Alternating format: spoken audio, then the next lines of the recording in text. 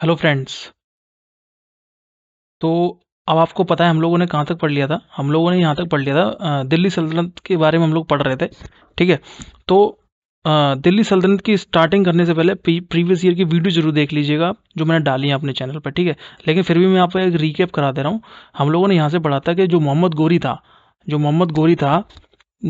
गोरी था किसका स्लेव था वो? बख्तियार काकी। किसका स्लेब था? बख्तियार काकी का स्लेब था मोहम्मद गोरी। और अफगानिस्तान में एक जगह है गोर। पहले उसका नाम मोहम्मद सांग हुआ करता था, फिर उस गोर जगह से मोहम्मद गोरी नाम पड़ा उसका। ठीक है। तो उसने, मैंने आपको बताया था, उसने 1191 के अंदर बैटल ऑफ तराइन लड़ा। फर्स्ट बैटल ऑफ तराइन, जो मोहम्मद गोरी और पृथ्वीराज चौहान के बीच में होता है, जिसमें पहला जो बैटल था वो पृथ्वीराज चौहान जीत जाते हैं। फिर दूसरा 1192 के अंदर दोबारा इसने लड़ा मोहम्मद गोरी ने, बैटल ऑफ तराइन द्वितीय, जिसमें ये जीत जाता है पृथ्वीराज चौहान से, ध्यान रखिएगा, with the help of Raja Jaichand, with the help of Jaichand. ठीक है। जयचंद की सहायता से ये जीत जाता है, ये बैटल ऑफ तराइन द्वितीय। फिर राजा जयचंद जीत जाता है, फिर राजा जयचंद के खिलाफ ही लड़ने लगता है दोबारा से। 1194 के अंदर बैटल ऑफ चंदावर होता है मोहम्मद गोरी और राजा जयचंद के बीच में, जिसमें ये राजा जयचंद को हरा देता है। ये जीत जाता है, ये वन हो जाता है। ठीक है। तो यहाँ तक हमने पढ़ लिया था। इसके बाद फिर हम लोग दिल्ली सल्तनत पढ़ रहे थे, तो आप प्रीवियस ईयर की वीडियो देख लीजिएगा मेरी, इंपॉर्टेंट है। अब दिल्ली सल्तनत की अगर बात करूँ तो दिल्ली सल्तनत काफ़ी इंपॉर्टेंट है हमारे एग्जाम पॉइंट ऑफ व्यू से। मेन चीज़ें पढ़ेंगे, फालतू नहीं पढ़ेंगे बिल्कुल। तो मोहम्मद गोरी जो थे यहाँ पे बूढ़े हो चुके थे, बुढ़ऊ हो चुके थे। उसके बाद इनका एक स्लेव आया, मोहम्मद गोरी के साथ ही रहता था वो, मोहम्मद गोरी के साथ रहता था कुतुबुद्दीन ऐबक। कौन था? कुतुबुद्दीन ऐबक। कुतुबुद्दीन ऐबक इन ये दिल्ली सल्तनत के, मतलब काफ़ी, मतलब नाम है इनका। और यहाँ से एग्जाम के अंदर कई सारे क्वेश्चन एग्जाम में पूछता है कि कुतुबुद्दीन ऐबक कौन था, मतलब पर्शियन था कि तुर्की था वो। तो ध्यान रखना, ये टर्किस कौन था? ये टर्किस कल्चर से था ये। ठीक है। तुर्की लैंग्वेजेस थी, इसने अपनी पूरी भाषा जो थी वो तुर्की भाषा में दिल्ली सल्तनत के अंदर चलवाई थी। और जो मुगल्स थे, मुगल्स जो थे वो, उनकी जो भाषा थी वो थी पारसी भाषा, पर्शियन लैंग्वेज थी उनकी। ठीक है। ये कुतुबुद्दीन ऐबक जो है वो अपने साथ दो संतों को लेके आया, जिसका एक का नाम है कुतुबुद्दीन काकी और एक का नाम है मोइनुद्दीन चिश्ती। ध्यान रखिएगा, कुतुबुद्दीन काकी और मोइनुद्दीन चिश्ती। काकी को इसने रखा दिल्ली के अंदर, और मोइनुद्दीन चिश्ती साहब को रखा है इन्होंने अजमेर के अंदर। मोइनुद्दीन चिश्ती साहब जो हैं, आपको पता की जाती है। और मतलब बड़े बड़े पूरे देश से लोग यहाँ पे पूजा करने आते हैं, क्योंकि ये धार्मिक और ये इनके विचार सही थे। और आपको पता है जो सही व्यक्ति होता है उनकी हमेशा पूजा अर्चना की जाती है। तो आप देख सकते हैं अजमेर कितना फेमस है। अजमेर में कई सारे लोग आते हैं अपनी मन्नत मांगने के लिए। तो इन्होंने एक को रखा था दिल्ली के अंदर और एक को रखा था अजमेर के अंदर। अजमेर के अंदर, दिल्ली के अंदर की अगर बात करूं मैं आपसे, ये सारे एग्जाम में क्वेश्चन पूछे गए हैं, ध्यान रखिएगा। दिल्ली के अंदर कुतुब मीनार का निर्माण किसने करवाया था? कुतुबुद्दीन ऐबक ने करवाया था। किसकी याद में बनवाया था? ध्यान रखना, बख्तियार काकी की याद में इन्होंने बनवाया था कुतुब मीनार। तो एग्जाम में डायरेक्ट क्वेश्चन एग्जाम में पूछता है कि कुतुब मीनार का निर्माण किसने करवाया था? तो कुतुब मीनार का निर्माण करवाया था, किसने करवाया था? ऐबक ने करवाया था। किसने करवाया था? ऐबक ने। किसकी याद में करवाया था? तो काकी की याद में करवाया था। किसकी याद में करवाया था? काकी की याद में। ठीक है। अढ़ाई दिन का झोपड़ा, ये अजमेर में बना है। और ये ध्यान रखना क्या है, एक मस्जिद है। क्या है? ये मस्जिद है। एसएससी सीजीएल के अंदर क्वेश्चन पूछा गया था, किसकी याद में बनवाया गया था ये? तो मुइनुद्दीन चिश्ती की याद में बनवाया था। किसने बनवाया था? तो ये बनवाया था कुतुबुद्दीन ऐबक ने। तो ये दोनों क्वेश्चन ध्यान रखेंगे। कुतुब मीनार का निर्माण किसने करवाया था? कुतुबुद्दीन ऐबक ने करवाया था। और मुइनुद्दीन चिश्ती की दरगाह किसने बनवाई थी? अढ़ाई दिन का झोपड़ा किसने बनवाया था? तो ये बनवाया था कुतुबुद्दीन ऐबक ने। कहाँ बनवाया था? अजमेर के अंदर बनवाया था। कुतुब मीनार का निर्माण ऐबक ने बनवाया था। ऐबक ने शुरुआत करवाई थी कुतुब मीनार की, लेकिन जो पूरा करवाया था वो कुतुबुद्दीन ऐबक का गुलाम था इल्तुतमिश। ठीक है। इल्तुतमिश ने इसको पूरा करवाया था।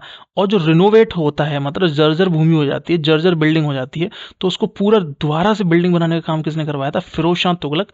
वो हम आगे पढ़ेंगे जब तुगलक डायनेस्टी आएगी तब। ठीक है। तो कुतुब मीनार, ये सब मैंने बता दिया है आपको। अढ़ाई दिन का झोपड़ा किसने किसने बनवाया था? देखो, इसमें स्लेव डायनेस्टी आती है जिसको मामलुक वंश कहते हैं, खिलजी डायनेस्टी आती है, तुगलक डायनेस्टी आती है, सैयद डायनेस्टी आती है, लोधी डायनेस्टी आती है। कभी कभी एग्जामिनर इसके सीक्वेंस भी पूछ लेता है आपसे, तो ये सीक्वेंस भी ध्यान रखिएगा। Slave dynasty, Khilji dynasty, Tughlaq dynasty, Syed dynasty और लोधी डायनेस्टी, ठीक है। जो स्लेव डायनेस्टी आती है उसका टेन्योर भी पूछ सकता है आपसे, 1206 से 1290 तक।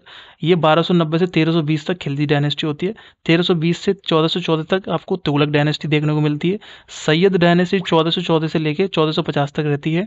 और जो लोधी डायनेस्टी होती है 1450 से लेके 1526 तक आती है। और 1526 के बाद मुगल साम्राज्य, बाबर ने मुगल साम्राज्य की नींव रखते हैं 1526 के अंदर। पानीपत तो आपको पता है, वो हम आगे पढ़ाएंगे, ठीक है। तो यहाँ से ये ध्यान रखिएगा। आगे बढ़ते हैं। तो सबसे पहले पढ़ते हैं स्लेव डायनेस्टी। टाइम देख लेता हूँ मैं, टाइम कितना हो गया है।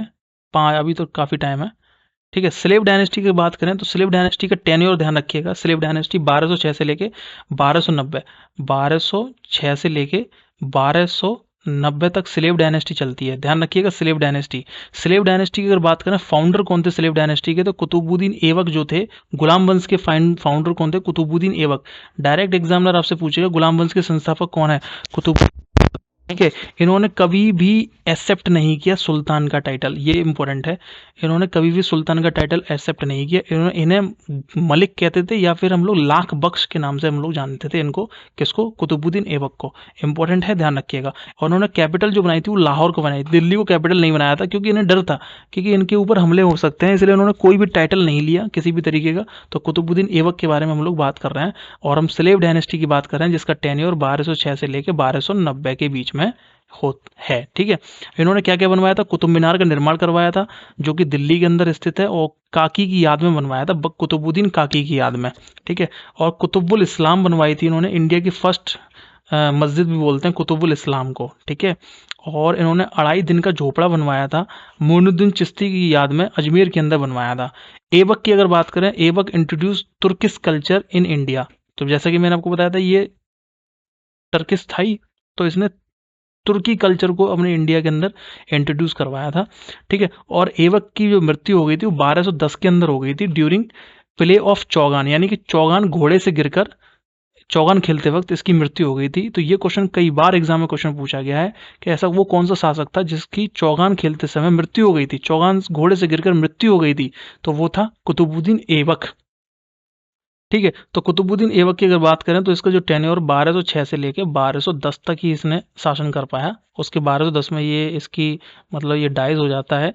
क्यों, घोड़े से गिरकर, घोड़े से गिरकर इसकी मृत्यु हो जाती है। कौन सा गेम खेला था ये, चौगान। ये डायरेक्ट एग्जाम में क्वेश्चन पूछ सकते हैं आपसे एग्जामिनर, ठीक है। और ये कब मरा था, ये 1210 में इसकी मृत्यु हो गई थी। तो ये सब चीज़ें ध्यान रखना इंपॉर्टेंट है आपके लिए एग्जाम के तौर पर, ठीक है। अब इल्तुतमिश के बारे में मैं आपको कुछ बता देता हूँ। फिर इनके बाद आते हैं इल्तुतमिश। इल्तुतमिश भी कुतुबुद्दीन ऐबक का गुलाम होता है, और इसने कुतुब मीनार का निर्माण पूरा करवाया था, और ये 1211 से लेकर 1235 तक चलता है, ठीक है। कौन, इल्तुतमिश।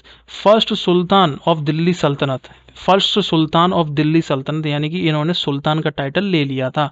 तो ध्यान रखना, फर्स्ट सुल्तान ऑफ दिल्ली सल्तनत कुतुबुद्दीन ऐबक मत लगा देना, गलत हो जाएगा answer. First sultan of Delhi सल्तनत ध्यान रखिएगा कौन है, इल्तुतमिश। इल्तुतमिश ने बहुत ही बेहतरीन काम किए थे। ऐबक ने भी अच्छे काम किए, लेकिन ऐबक ने टाइटल नहीं लिया था सुल्तान का। ऐबक ने जो टाइटल लिया था वो मलिक का लिया था, या फिर लाख बख्श का टाइटल उन्होंने लिया था। लाखों का दान करने वाला इनको बोला जाता है कुतुबुद्दीन ऐबक को। इनके बारे में थोड़ा आगे हम लोग पढ़ेंगे, ठीक है।